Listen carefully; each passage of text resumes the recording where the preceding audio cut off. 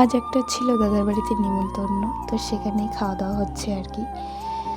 সুপ্রভাত বন্ধুরা, তোমরা সবাই কেমন আছো? আশা করি সকলে ভালো আছো। আমি শিলিগুড়ি থেকে অম্পিকা বলছি।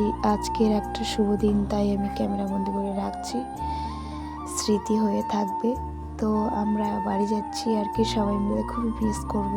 আমার পিছনে যাকে দেখতে পাচ্ছ সে আমার একটা ফ্রেন্ড, সে চলে যাবে আর থাকবে না, খুবই মিস করছি।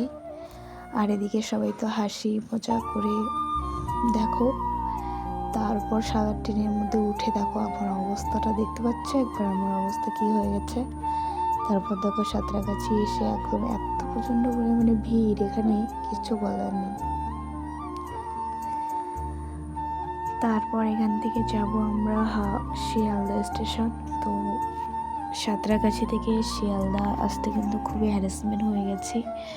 আর ট্যাক্সি ভাড়া এত বেশি নিয়েছে, কি বলবো, বলার মতন না।